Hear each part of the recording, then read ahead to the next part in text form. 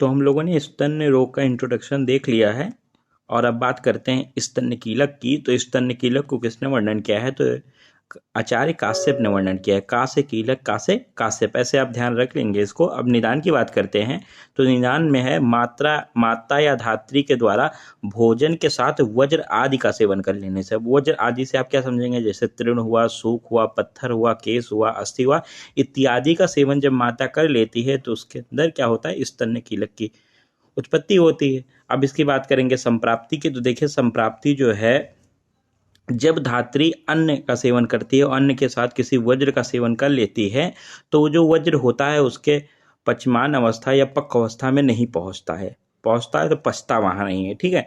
अब जब नहीं पचता है तो वो अपक्व अवस्था में बना रहता है और जब अपक्व अवस्था में बना रहता है तो क्लेद को प्राप्त होकर वो अपक्व वज्र जो होता है वायु के द्वारा गतिमान होता है, वायु के द्वारा प्रेरित होकर गतिमान होकर वो रस के साथ मिलकर वो कहाँ पहुंच जाता है? स्तनवा सिराओं में पहुंच जाता है। और स्तनवा सिराओं में जब पहुंच जाएगा तो स्त्रियों में जो स्तनवा सिराएं होती हैं वो विवरित होती हैं। खुले होने के कारण वहां पर विकार उत्पन्न कर देता है और वो विकार जो होता है कील के समान कठिन होकर अंगों में बाधा उत्पन्न करता है। इसी को बोलते हैं स्तन्य कीलक।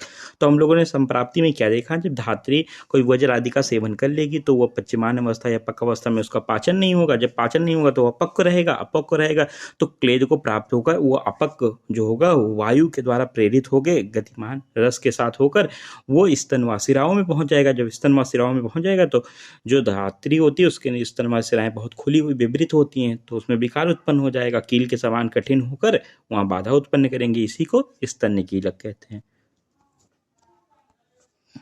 अब बात करते हैं तो स्तन्य कीलक के से धात्री को रक्षित मतलब रक्षा कैसे की जाए। तो अगर स्तन्य कीलक से धात्री की रक्षा करनी है तो निम्नलिखित चीजें बताई गई हैं।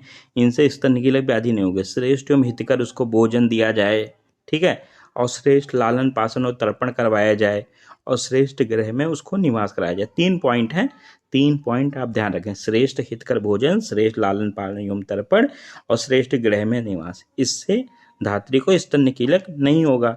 अब बात करते हैं स्तन्य कीलक की भेद की। तो स्तन्य कीलक के भेद 3 होते हैं, वातज, पित्तज, कफज। तो ऐसे आप याद कर लें, वातज स्तन्य कीलक, पित्तज स्तन्य कीलक और कफज स्तन्य कीलक। अब बात करते हैं सामान्य लक्षण की। तो देखिए हम लोग ऐसे बुक में तो मिक्सअप लिखा है लेकिन हम लोग अलग अलग देखेंगे। वात के कारण होने वाले वातज लक्षण देख लेंगे, पित्त के कारण होने वाले पित्तज लक्षण देख लेंगे, कफ के होने के कारण कफल लक्षण देख लेंगे। तो वात, जैसे वात क्या करता है? वेदना करता है। तो देखो पर्वभेद हुआ, अंगमर्द हुआ, सिरसूल हुआ, ठीक है, अजीर्ण, अरति, अरुचि और गलानी। तो वात की वजह से ऐसे याद रखें, जब किसी स्त्री को स्तन्य कीलक हो रहा था तो ऐसे आप कहानी जैसे याद कर लीजिए। उसने बोला ए जी पास आओ, ठीक है, उसको बहुत ज़्यादा दर्द हो रहा था तो उसने बोला ए जी पास आओ। तो ए से आप लेंगे अजीर्ण, अरति, अरुचि और जी से आप लेंगे ग्लानी और पास आओ तो पी से पर्ववेद, ए से अंगमर्द, एस से सिरसूल। तो आपका वातज क्लियर हो गया। पित्तज देखो, तो पित्त के कारण क्या होगा? तो पित्त के कारण मूत्र संग्रह होगा, अतिसार होगा, तृष्णा होगा, ज्वर होगा। तो जब इसको याद करने का ऐसा ट्रिक आप याद करेंगे कि जब उसने पास बुला लिया तो कह रही है मत जाओ, वो स्त्री क्या कहती है? मत जाओ। तो एम से मूत्र संग्रह, ए से अतिसार और टी से तृष्णा और जाओ से ज्वर आप ले लें। तो आप पित्तज के कारण होने वाले लक्षण देख लिया। अब कफज की बात करते हैं तो देखिए स्तनों में क्या होगा? स्तंभ होगा, स्राव होगा, शोथ होगा और रुजा व दाह होगी, ठीक है। तो इसको आप याद करने की ऐसे देख लेंगे कि स्तनों में दाह सा हो रहा है। वो स्त्री कहती है कि स्तनों में दाह सा हो रहा है तो स्तनों से स्तनों हो गया। और देखिए आप दाह से दाह हो गया, वो कह रहा हूँ दर्द सा हो रहा है, दर्द।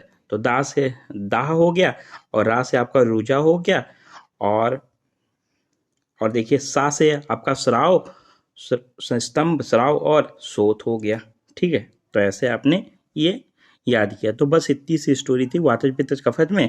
ए जी पास आओ, मत जाओ, स्तनों में दर्द सा हो रहा है, तो आपने याद कर लिया।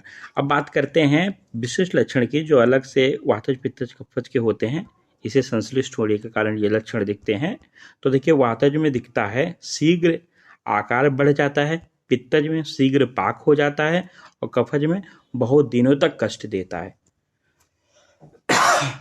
तीनों में भेद तो होगा, यहाँ भी होगा लेकिन शीघ्र आकार बढ़ के होगा भेद, ठीक है। यहाँ पे जल्दी से शीघ्र पक जाएगा तो भेद को जल्दी से भेद में फट जाएगा जल्दी से, और ये बहुत दिनों तक कष्ट देता है। ठीक है, जो कफज होता है। अब बात करते हैं स्तन्य कीलक के निकालने के मार्ग, कैसे उसको निकाला जाए। तो यदि वह विपरीत मार्ग से शाखा या सिर में नहीं गया है, अगर नहीं गया है तो वो स्तनपान करवाने से, जब बालक स्तनपान करेगा तो उसको जब खींचेगा, शक करेगा स्तन को, तो ईजिली वो शीघ्र बाहर आ जाता है। लेकिन अगर नहीं आता है तो दबा दबा कर दोहन किए जाने से दुग्ध योम रक्त के साथ सहसा वो प्रत्यक्ष रूप में निकल जाता है। नॉर्मल बच्चा दूध पिएगा तो निकल जाता है, और नहीं तो बाद में दबा दबा के दुग्ध के साथ निकाल दिया जाता है। वैसे चिकित्सा की बात की जाए, अब देखिए, तो चिकित्सा में सर्वप्रथम स्त्री को स्तन कीलक निकालने के लिए सर्वप्रथम उसको घृतपान करवाना है। घृतपान से उसके स्रोतस क्या हो जाएंगे, मृदु हो जाएंगे, और वज्र आसानी से निकल जाएगा। दूसरे नंबर पे उसको दोहन और मर्दन करना है। ठीक है, तो स्तन में दबा दबा के दुग्ध और वज्र को निकालना होता है। ठीक है, तीसरे नंबर पे उसे शीत सेक करेंगे और प्रलेप करेंगे। ठीक है, ये हुआ। तो ऐसे आप याद करें, इतना ध्यान रखें कि सर्वप्रथम उसको घृत पान करवाना है, और घृत पान के बाद आपको याद रहे DMSP याद कर लें, D से दोहन मर्दन, SP से शीत सेक और प्रलेप। और फिर अगर शोधन करवाना है तो शोधन करवाने के लिए विवेचन करवाना है, और बाद में पथ्य भोजन का सेवन उसको करवाना है। ठीक है, ऐसे हो गया। अब मान लीजिए शैल कर्म का प्रयोग उसके अंदर करना पड़ रहा है। ठीक है, तो शैल कर्म का अगर प्रयोग करना पड़ रहा है तो देखिए, शैल कर्म 2 स्टेज में हो सकता है, या तो अपक्व हो और या तो पक्व हो। तो अगर अपक्व स्तन कीलक है तो उसमें श्रावण ड्रेनेज के द्वारा निकाला जा सकता है, जबकि पक्व है अगर स्तन कीलक तो पाटन इंसिजन से। ठीक है, अब देखो औषधियाँ 2 प्रकार से हम लोग पढ़ते हैं, अभियांतर प्रयोगार्थ औषधियाँ और बाह्य प्रयोगार्थ औषधियाँ। तो देखो अभियांतर में जैसे संजीवनी वटी, सुदर्शन वटी हो गया, तो ये फीवर और उसको पेन के लिए दिया जाएगा। गोदंती भस्म हुआ हुआ, ये एंटी इन्फ्लेमेटरी है। और गंधक रसायन हो गया, ये ब्लड प्योरिफिकेशन के लिए है। और बाह्य प्रयोग में चंदन का लेप, नीम का लेप कर देंगे। तो हम लोगों का स्तन कीलक कंप्लीट हो गया। बहुत सारी चीज़ें यहाँ एक्स्ट्रा मैंने लिखी हैं जो बुक में नहीं हैं, तो देख लेते हैं एक बार मैंने आपको क्या क्या बताया। तो मैंने बताया आपको, देखिए, स्तन कीलक क्या होता है, तो कीलक का से कश्यप और का से कीलक क्या होता है, तो माता भोजन में क्या करती है, वज्र का सेवन कर लेती है। अब जब वज्र होगा तो पश्चिम अवस्था या अपक अवस्था में पकेगा नहीं, तो अपक को वो क्लेद को प्राप्त होकर अपक वायु के द्वारा गतिमान होकर वो स्तन शिराओं में चला जाएगा। तो वहाँ पे स्रोत उसके होंगे विपरीत होने के कारण वहाँ विकार उत्पन्न कर देंगे, जिससे कील के समान कठिन होकर स्तन कीलक की उत्पत्ति हो जाएगी। स्तन कीलक से रक्षित कैसे करेंगे, तो 3 कारण, श्रेष्ठ हितकर भोजन दें, श्रेष्ठ लालन पालन और तर्पण करवाएं, या श्रेष्ठ गृह में निवास करवाएं। स्तन कीलक के 3 भेद, वातज पित्तज कफज। सामान्य लक्षण वात पित्त कफ की देखें तो एजी पास आओ, मत जाओ, स्तनों में दर्द सा हो रहा है, हो गया। और विशिष्ट लक्षण में वातज पित्तज कफज, वाचज शीघ्र आकार वृद्धि हो जाती है, पित्तज में शीघ्र पक हो जाता है, और कफज में बहुत दिनों तक कष्ट देता है। स्तन कीलक निकालने में बच्चा दूध पिएगा तो निकल जाएगा, या फिर दबा दबा कर हम निकाल देंगे। चिकित्सा में बात की जाए, सर्वप्रथम घृतपान कराएंगे, फिर दोहन मर्दन करवाएंगे, फिर से तो DMSP याद कर लिए, शोधन के लिए विरेचन, पथ्य भोजन का। और शैल कर्म में अपक और पक 2 स्टेज होते हैं, अपक है तो श्रावण करवाएंगे और पक है तो पाटन करवाएंगे। अभियांतर प्रयोग और औषधियों में संजीवनी वटी है, सुदर्शन वटी फीवर और पेन के लिए देंगे, गोदंती भस्म एंटी इन्फ्लेमेटरी होता है, रसायन गंधक ब्लड प्योरिफिकेशन के लिए, बाह्य प्रयोग में चंदन लेप, नीम लेप का प्रयोग करेंगे। तो हम लोगों का चैप्टर स्तन रोग में स्तन कीलक टॉपिक कंप्लीट हो गया।